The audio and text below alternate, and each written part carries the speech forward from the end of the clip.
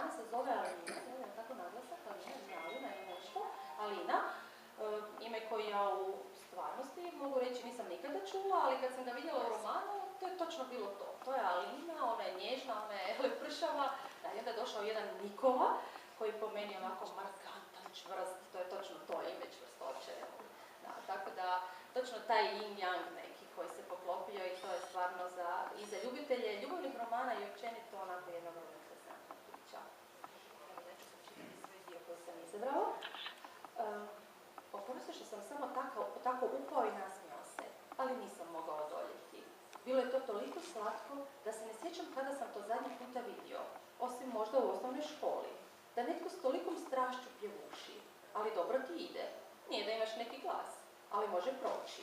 Kaže on šaljivo i pruži ruku.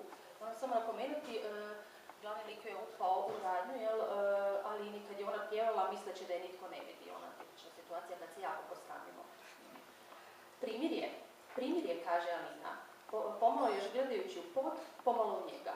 Još uvijek je osjećala nelagodu i nije joj bilo drago da je nađe u takvom stanju. Mislila je da će doći sutra, a ona se nije psihički pripremila na susret s njim. Oprosti što sam samo tako upao, nenajavljeno, ali bio sam u blizini i jednostavno sam morala navratiti. Nadam se da mi nećeš zamjeriti. Možemo, ako želiš i ako imaš vremena, i sada porazgovarati o cvjećarnici, o tvojim idejama, planovima, pomalo pomirljivim tonom rekao Nikola. Ma u redu je, rekla je. Može i danas, pa da nisam pripremila cvijeće koje sam baš željela pokazati u magazinu. Možemo danas razgovarati, a sutra fotografirati cvijeće koje će mi tek biti dostavljeno. Naručeno je posebno za tu prigodu, kaže upitno ga pogledavši. Ne, nije mu bio problem. Htio je danas razgovarati o njoj, a sutra će, baš kako je predložila, doći fotografirati njezine cvjetne kreacije. Sjeli su za stolić, onaj slatki bijeli stolić koji je tako pomno i s radošću odabrala za svoju radnju. Natočila im je čaj i razgovor je krenuo.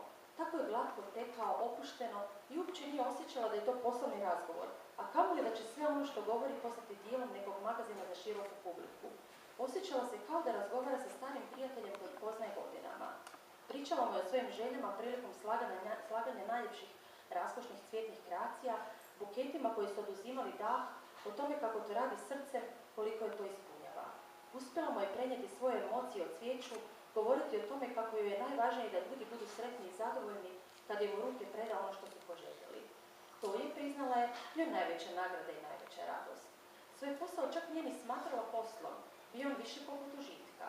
Preko interneta je naučila sve o dobavljačima, o najboljim i najljepšim cvijeću cijenama. Dobro se informirala o svemu, prijatelji i obitelj su je podržali i krenula je ostvarenje svojih snova. Nije se bojala izazova, bar što se posla tiče. Bila je radišna i željna znanja. Dosadašnje prikupljeno znanje nadopunjavala je na raznim radionicama i seminarima. Uglavnom, materijala za razgovor nije im nedostajalo. Zapisivao je Nikola i zapisivao. Malo joj je promatrao, pa opet pisao. Na sreću, u radnji nije bilo žive duše. Kao da je netko uplao svoje prste i zabranio ikome ulazak u radnju u tome trenu. Sat vremena je prošlo začas. To je ta slutnja zapravo, gdje oni razgovaraju kao o poslu, a sve je prepono onih kao, a događa se jedna kemija koja se tu jako osjeća između tih likova i onaj moment kad je netko nam se čini iznimno poznatim, no to je po meni jako poseban moment u susretu dvoje ljudi, kad imamo osjećaj da ga znamo od ljudi. Jesam, moramo znamo.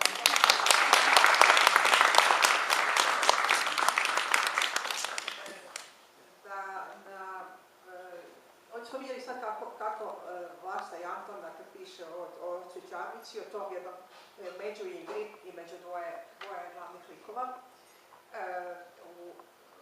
Vani, dakle, na stranom tržištu postoji puno vrsta ljubavnih romana i na puno načina piše se o ljubavi.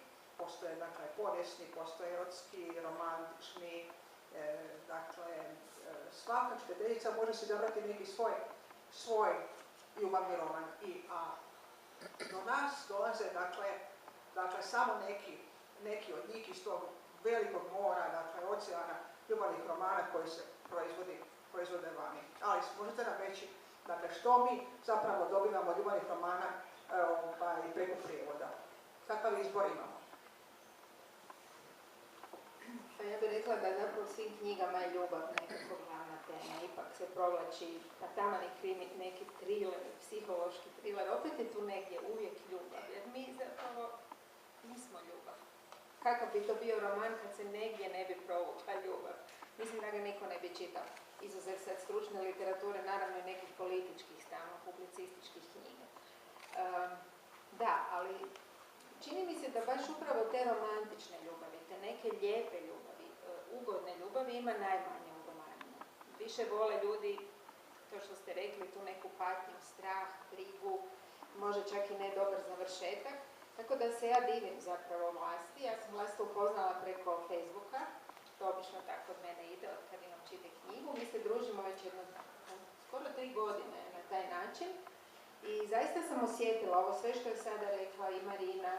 I mi se nismo osobno puno sretile, nismo puno razgovarale, ali upravo kroz tu nekakvu pismenu komunikaciju i njene pjesme, i njeno pisanje, i njeno izražavanje, ja sam upravo osjetila ovakvu dušu, kakva sad sjedi pored mene i kakva je ova scena koja je upisana u knjizi. Ja vjerujem da ne može čovjek napisati nešto što ono nije, što ono ne živi, što on nekako ne osjeća, tako da taj nekako ljubavni roman Vlasti nije jednostavno morao iz nje izaći, to je nekakav nastavak nje i drago mi je da je u Hrvatskoj konačno došao jedan pravi ljubavni romantični roman, kao što kaže Sandra, nema ih hrvatskih romana, takvih nema, volimo te strane romane, uglavnom nam dolaze prevodi. Ne znam, ja upravo zato što mislim da nije lako napisati dobar ljubavni roman, nekako premalo posežem za njima jer su oni nekako klišeizirani, uvijek su nekako jednaki. Ne znam, vrlo rijetko sam naišla na zaista kvalitetan i dobar ljubavni roman. Mislim da je to zaista umjetnost napisati. A mi omalovažavamo, mislimo i oj, taj ljubavni, to može svako, ovaj se zaljubio u ovu, oni su se njih dvoje spojili. Nije to lako, mislim da je to zaista velika umjetnost, zato se divim Vlasti, divim se svakom ko napiše knjigu, pogotovo ovakvu knjigu. I sretna sam da je hrvatska autorica konačno došla na scenu. A da, volimo sve što je strano, nažalost to je tako. Posežemo za tim stranim romanima, ima ih jako puno, naravno to su tu i erotski romani, romantični, manje romantični. Mislim da žene to vole, možda i muškarci vole, ja ne znam, ali na mojoj stranici su uglavnom žene, 80% prate žene, tako da ja mogu govoriti više u njihovo ime. Čak čini mi se kao da žene pomalo skrivaju da to vole, ne žele priznati, a u stvari svi mi žudimo za ljubavi, za romantičnom ljubavi, za partnerom, kažemo, našla sam konačno svoju srodnu dušu, sa osobom koju volim, se osjećam potpuno, ispunjeno, pa se onda neko tome posprdava da to nije baš tako, ali svi u stvari žudimo za tim, žudimo za jednim toplim zagrljajem, za nekim ko će nas uvijek čekati, kome se možemo uvijek vraćati, ko će nas razumjeti, ko će nas prigrliti, tako da evo, šta reći nego da sam sretna da je ovakav roman došao na hrvatsku scenu, da ćemo moći o njemu pričati i pisati, da ćemo moći citirati iz njega i da je ljubav opet nekako u fokusu, najvažnija. I želim da tako i ostane i evo, nadam se da ćete svi se malo vratiti opet i čitati ljubavne romane.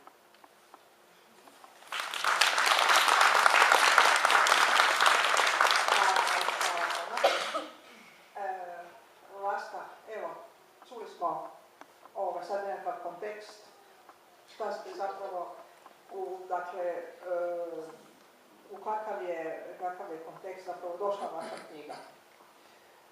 Mislite li da će ovakve knjige da mogu nekako djelovati na svijet, na nas koji ih čitamo, da mogu možda da učiniti možda ljepšim svijetu u kojem živimo?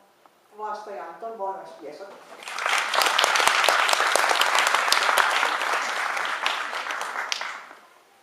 Moram reći kao prvo, Novabel uopće ne djeluje. Zato što imam užasnu tremu. Ali ovako, htjela bih vas sve lijepo pozdraviti. pozdraviti što ste našli vremena doći danas i uljepšati mi ovu večer.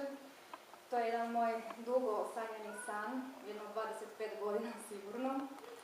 I sada sam ga napokon ostvarila i hvala vama što ste ga ostvarili.